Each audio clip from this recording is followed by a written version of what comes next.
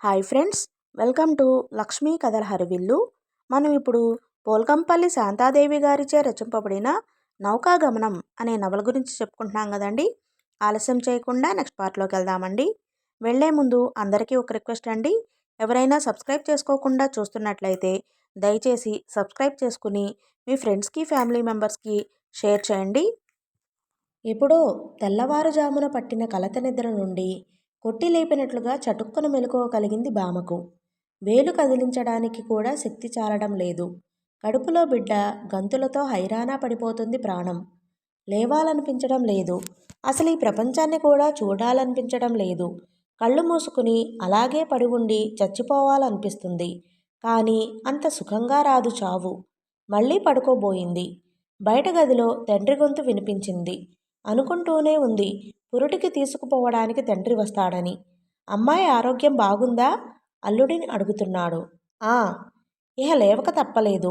సత్తువంతా కూడదీసుకుని లేచి గుమ్మం దగ్గరకు వెళ్ళింది. అంతా బాగున్నారా నాన్న? ఆ, నీ ఒంట్లో కులాసాగానే ఉందా అమ్మా? బాగానే ఉంది.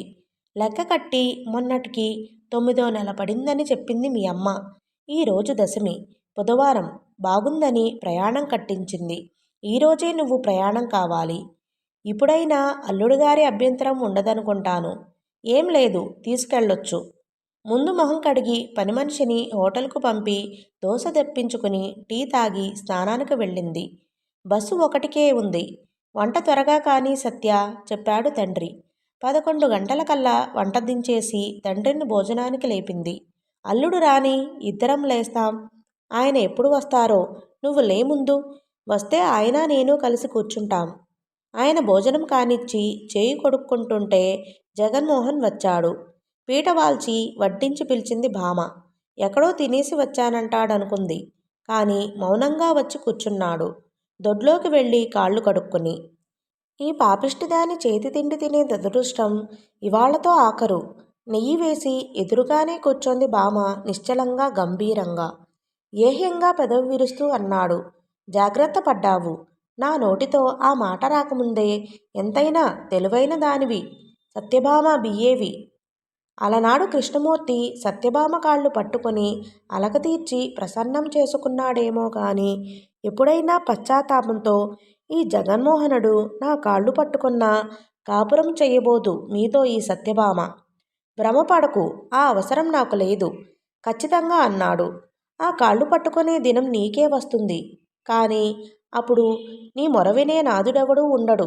ఏ అహంభావంతో సంసారాన్ని తృణప్రాయంగా చెడగొట్టుకుంటున్నావో అదే నీ జీవితాన్ని నాశనం చేస్తుంది. మొగుడిని విడిచిన ఆడదాన్ని, సంసారాన్ని విడిచి వీధిన పడ్డ ఆడదాన్ని బిఏ డిగ్రీ కానీ మరేదైనా ఉద్యోగం కానీ ఇంకా నీ కళాసేవ కానీ గౌరవాన్ని పొందనీయవు. సుఖమివ్వలేవు. కూడు పెట్టొచ్చు గాని. మీ తోడి ఈ సంసారం కూడా కూడుగుడ్డ ఇవ్వడం తప్ప మీరు చెప్పిన ఆ గౌరవ సౌఖ్యాలను ఇవ్వడం లేదు. వంటింటి గోడలతో పాటు పొగచూరుపోయిన ఆడదానికి తప్ప నాలా కొంచెం వీధి మీదకి చూపు పోనిచ్చే దానికి, విజ్ఞాన వినోదాల మీదకి మనసు పోనిచ్చే దానికి విలువలేదు. అది బరితెగిన ఆడది. సంసార పద్ధతి తెలియనిది. అవును మరి. మగరాయుడులా లైబ్రరీలకు వెళ్ళి పుస్తకాలు తెచ్చుకోవడం, ఫ్రెండ్స్ పిలిచారని షాపింగ్లకని షికార్లు కొట్టడం, మహిళా మండలి అని నాటకాలని చెప్పి నా కంట్లో దుమ్ము కొట్టి పరాయి మగవాళ్లతో తిరగడం, నిజంగా ఇవి గృహిణికి అవసరమా? చిల్లర మనిషి చేయవలసిన పనులు కాక? ఆ దుమ్మేదో నేను కొట్టలేదు. మీ చేత్తో మీరే కొట్టుకున్నారు వాస్తవాన్ని గుర్తించకుండా. ఎంత ఉత్తమ గృహిణికైనా ఆ పాటి విజ్ఞాస వికాసాలు, పిచ్చాపాటి నలుగురిలో సరదాగా తిరిగి రావాలని ఉండదా తప్ప? బజార్లలో చక్కర్లు కొట్టకుండానే ఇంట్లోనే పొందొచ్చునే నీవు చెప్పినవి. ఇల్లు ఇల్లు ఇల్లు విరక్తిగా నిరసనగా నవ్వింది భామ. ఇల్లు కాదిది నాకు, ఇది నరకం. ఈ ఇంటిని స్వర్గసీమను చేసుకోవాలని నేను కన్న కలలన్నీ నీట కలిశాయి. మీ పురుషాహకారం భావం వల్ల, మీ రసహీనమైన హృదయం వల్ల. ఒక్క ఆడదాని వల్లే స్వర్గం కాదు ఇల్లు, పురుషుడి తోడ్పాటుతో కూడా కావాలి. కేవలం చీకటిలో స్త్రీని ప్రేమించే మీకు ఆ ఆలోచన ఎలా వస్తుంది? ఎంతసేపు భార్య నడవడిక నిర్దేశించడం తప్ప భర్త బాధ్యతలేమిటో తెలుసుకోనక్కర్లేదా? అంత తెలియని బాధ్యతలేమిటి? అసహనంగా అరిచాడు. జీతమే తెచ్చి నీ చేతిలో పెట్టానే, ఇంకా బాధ్యతలేమిటి? జీతం చేతికిస్తే అయిపోతుందా? మాటలతో చెప్పలేనివి, ఆర్థికంగా సంబంధం లేనివి, సున్నితమైన వ్యవహారాలు చాలా ఉంటాయి దంపతుల మధ్య. పరస్పరం అవగాహన చేసుకోవలసిన విషయాలెన్నో ఉంటాయి. హద్దులు, నైతిక విలువలు ఆడదానికే కాదు, మగవాడికి కూడా ఉండక తప్పదు. మితిమీరి చరించి కూడా వాడికేం మగవాడు అనిపించుకోవచ్చు గాని మనిషిగా మాత్రం మన్నింపబడడు. నా నడవడిక బాగాలేదని మీరు నన్నొదలడం కాదు, మీ చరిత్ర నచ్చక నేనే మిమ్మల్ని వదిలేస్తున్నాను. అబ్బా, ఎంత గొప్ప అభిమానం! వెటకరించక్కర్లేదు. మీ తోడిదే లోకంగా భావించుకున్న నన్ను ఒంటరిదాన్ని చెయ్యకపోతే బయట ఆనందం వెతుక్కోవలసిన అవసరం నాకేమి వచ్చేది? అయినా నేనెన్నుకొన్న వినోద వికాస పదం నైతికంగా దిగజార్చేది కాదు. మరీ అంత దిగజారిపోగల దుర్బల మనస్తత్వమూ కాదు నాది. అయినా మీ సంకుచిత మనస్తత్వం ముందు నా నిర్దోషిత్వం రుజువు చేసుకోవాలన్న తాపత్రయం లేదు నాకు. భగవంతుడు ఎలా వ్రాసిపెట్టి ఉంటే అలా జరుగుతుంది. నేనన్నిటికీ సిద్ధమయ్యే ఉన్నాను. ఉద్యోగం చేసుకుని బ్రతకగలనన్న ధీమా నీకింత తలబిరుసుతనం తెచ్చిపెట్టింది. కానీ నువ్వెంత సంపాదించుకున్నా సంసారం వదులుకున్న ఆడదాన్ని కుక్కలు కూడా అడగవు. పర్వాలేదు, నా ధైర్యమే నాకు రక్ష. నిర్లక్ష్యంగా నవ్వింది. జీవితం ఒక నౌక. నిర్మల సరసిలోనే కాక కల్లోలితమైన సాగర తరంగాల మీద కూడా సురక్షితంగా పయనించగలదు నౌక. నౌక నడపగలవాడు చతురిమ కలవాడై ఉంటే ఆడదాని జీవన నౌక సుగమంగా సురక్షితంగా సాగేది నిర్మల సరసి లాంటి సంసారంలో మాత్రమే. అయితే ఆ సంసార సరసి కుశంకలతో కలుషితమైనప్పుడు, అనుమానపు మొసళ్ళు చేరినప్పుడు, హద్దులని గౌరవ ప్రతిష్టలని సంసార పట్టుకు వేలాడే ఆడది అది పాతివ్రత్యం అనుకుంటుందేమో కానీ అది నిజంగా పురుషుణ్ణి, సంఘాన్ని ఎదిరించలేని దౌర్బల్యం మాత్రమే. ఈ సంసారం దూరం చేసుకోవడం వల్ల నేను ఆకాశంలోకి ఎగిసిపోతానని కాదు. అలాంటి ఆశలేమీ లేవు. ఆత్మాభిమానం దెబ్బతినకుండా నా మానాన నేను బ్రతకడమే. సంసారాన్ని వదులుకోవడం వల్ల సరసిని విడిచి సాగరాన్ని చేరుకుంటున్నానన్న మాట నిజం. అయితే ఆ అనుభవాలకు ధైర్యంగా స్వాగతం చెప్పబోతున్నాను. నా సంగతి అలా ఉంచండి. మీ సంగతి హోటల్లో భోజనం దొరుకుతుంది.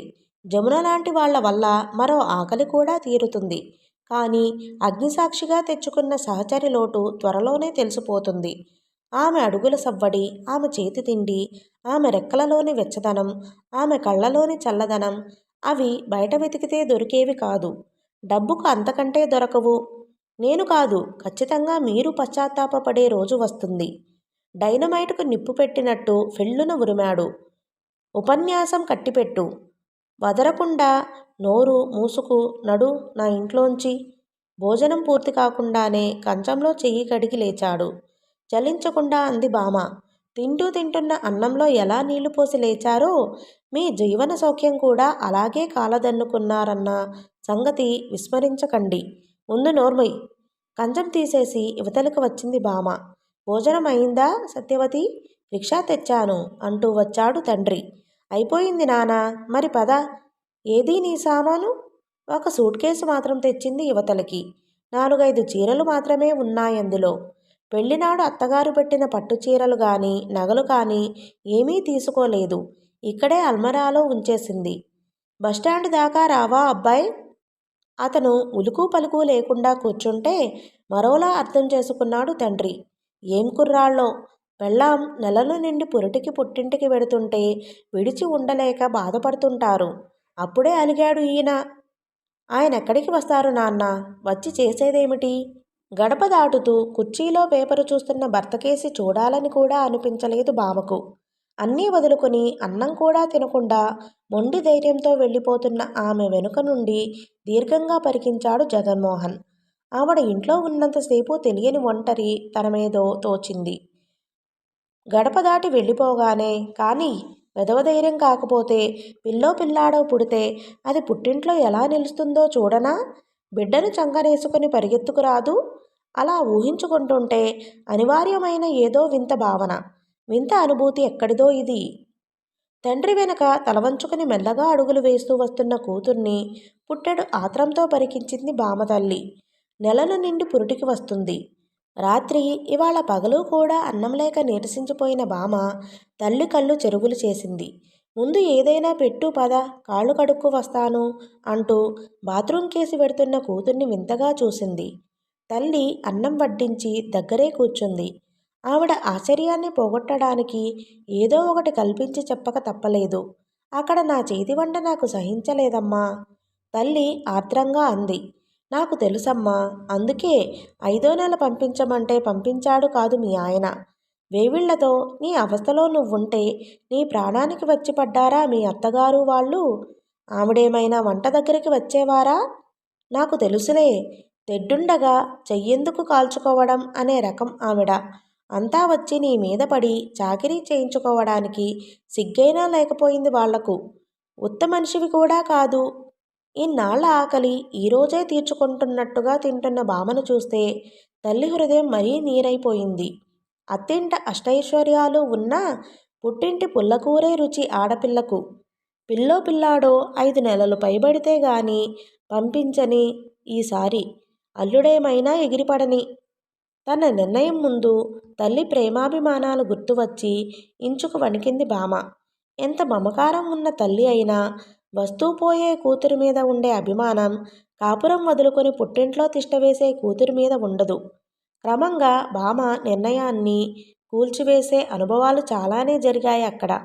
బడి నుండి వస్తూ సత్యవతి, ఎక్కడమ్మా, ఇలారా, నీకిష్టమని సపోటాలు తెచ్చాను అంటాడు ఆప్యాయతంగా ఒలకబోసి తండ్రి.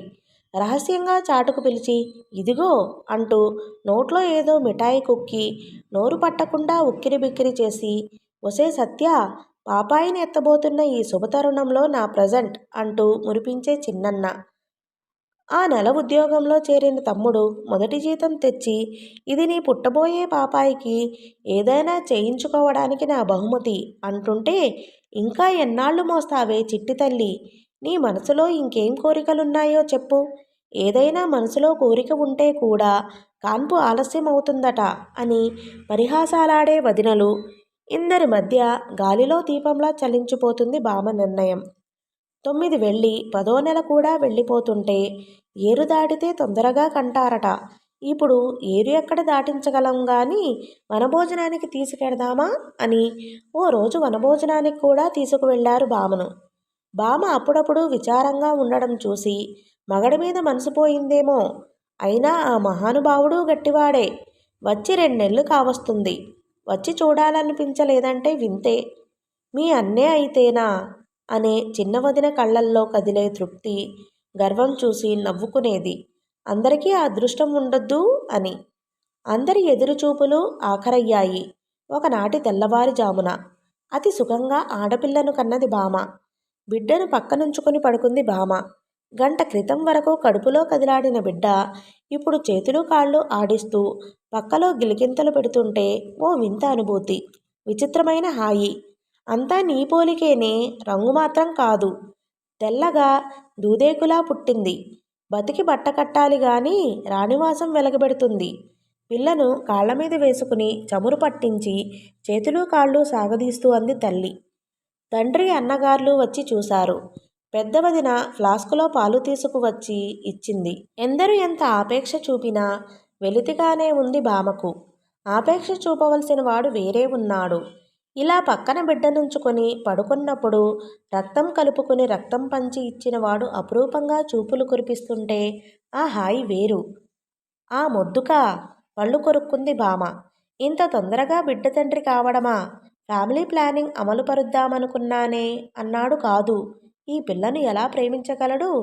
అల్లుడికి టెలిగ్రామ్ పంపి వియ్యంకుడికి ఉత్తరం రాశాడు భామ తండ్రి. అమ్మాయి ఆడపిల్లను ప్రసవించింది, తల్లి బిడ్డ క్షేమం అంటూ. అతడెవడో వచ్చాడు, ఉదయభాస్కర్ అట. వదిన వచ్చి చెబితే ఆనాటి సంఘటన గుర్తుకు వచ్చి గుండె జల్లుమంది భామకు. ఇంత దూరం వెతుక్కుంటూ ఎందుకు వచ్చినట్టు? సానుభూతి చూపడానికా, అనునయించడానికా? ఏమిటో అతడికి మొగం చూపాలంటేనే సిగ్గుగా ఉంది. పచ్చగా పసుపు రాసుకుని పురిటి నీళ్లు పోసుకున్నావు. మగవాళ్ల గాలి సోకకూడదు. ఆయన్ని ఈ కిటికీ దగ్గరకు పంపిస్తాను. యువతల నుంచే మాట్లాడు అని చెప్పి వెళ్ళి అతడిని పంపించింది వదిన. ఆరోగ్యంగా ఉన్నారా? గాగుల్స్ చేతిలో పట్టుకుని తెల్లని సూట్లో వచ్చాడు. ఆ, ఇక్కడికి మీకు పనిమీద వచ్చాను. అలాగే మిమ్మల్ని చూసిపోదామని, కొడుకో బిడ్డో తెలుసుకుందామని. ఆ పాటి క్షేమం తెలుసుకునే అవసరం నాకు లేదా? మొదట బాగుండదనుకున్నాను వస్తే, కానీ ధైర్యం చేశాను. మీ ధైర్యం నాకు నచ్చలేదు. అక్కడ ఆయన లాంటి వాళ్ళు ఇక్కడా ఉంటారు. జరిగింది చాలదా? నా ప్రాప్తం ఇంతేననుకుంటాను గాని అనవసరంగా మీరెందుకు నిందపడడం నా మూలంగా? సరే కానీ మీ బేబీని చూపండి. పొత్తిళ్లలో బిడ్డను ఎత్తి చూపింది యువతల నుండే. మీకంటే అందంగా పుట్టింది మీ పాప. అతను నిస్సంకోచంగా అంటుంటే చటుక్కున రెప్పలు వాల్చుకుంది భామ. కొద్దిగా పాలిపోయిన ముఖం పసుపు పూతతో మరింత ఆకర్షణీయంగా మెరిసిపోతుంటే ఇంకా ఇంకా చూడాలనిపిస్తుంది. అక్కడికి ఎప్పుడు వస్తారు? చేసుకున్న నిర్ణయం స్థిరమైతే వచ్చే మాట లేదు. అదేమిటి? కలవరపడ్డాడు విస్మయంగా. అదంతే. తరువాత ఎప్పుడైనా కలుసుకుంటే మీకు చెబుతాను గాని ఇప్పుడు మీరు త్వరగా వెళ్ళిపోండి. వీళ్ల చెవిలో ఏదైనా పడితే లేనిపోని రభస. వస్తానండి. మీకు వ్రాయాలనిపిస్తే ఎప్పుడైనా ఓ ఉత్తరం ముక్క వ్రాసి పడేయండి. అడ్రస్ కార్డు ఇచ్చి స్టూల్ మీద నుండి లేచాడు ఉదయభాస్కర్. అతడి కళ్ళలో ఏదో అవ్యక్తమైన బాధ. వెళ్ళిపోతున్నారా? కాఫీ తెచ్చాను. మర్యాదగా కాఫీ కప్పు అందించింది భామ వదిన. ఆడబిడ్డ వైపు సన్నిహితులకు ఆ పాటి మర్యాద చేయటం తన ధర్మం అన్నట్లుగా. అతడు వెళ్ళిపోయాక అడగనే అడిగింది. ఎవరాయన? స్నేహితుడు. నీకా మీ ఆయనకా? మగవాళ్లకే గాని ఆడవాళ్లకు స్నేహితులుండకూడదా ఏమిటి? నువ్వేమైనా ఆఫీసులో ఉద్యోగం వెలిగిస్తున్నావు గనకనా మగ స్నేహితులుండడానికి? ఉద్యోగం చేయకపోయినా అలాంటిదే చేస్తున్నాను. ఈ మధ్య కొన్ని నాటకాలలో పాల్గొన్నాను. మొదటిసారిగా మా మహిళా మండలి తరపు నుండి వేసిన నాటకంలో బాగా నటించానని ఇప్పుడు వచ్చినతడు ప్రోత్సహించి మరికొన్ని నాటకాల్లో పాల్గొనేట్టు చేశాడు. రేడియో నాటకాలలో కూడా పాల్గొనే అవకాశం కలిగించాడీయన. ఈయన మంచి రచయిత వదిన. మా మహిళా మండలి ప్రెసిడెంట్ గారి తమ్ముడతడు. అందుకని బాగా పరిచయం అయ్యాడు. సందేహంగా చూడసాగింది వదిన. మీ ఆయన స్నేహితుడేమో, కాకపోతే మీ స్నేహితురాలి భర్తేమో అనుకున్నాను. నీ స్నేహితుడేమిటి? పుట్టింట్లో పురుడు పోసుకోవడానికి వచ్చిన నిన్ను చూడాలని రావడమేమిటి అన్నట్లున్నాయి ఆమె చూపులు. అంతరంగం అదురుతున్నా మొండి ధైర్యం తెచ్చుకోక తప్పలేదు భామకు. ఓకే ఫ్రెండ్స్, ఈ పార్ట్ని ఇంతటితో ముగిస్తున్నానండి.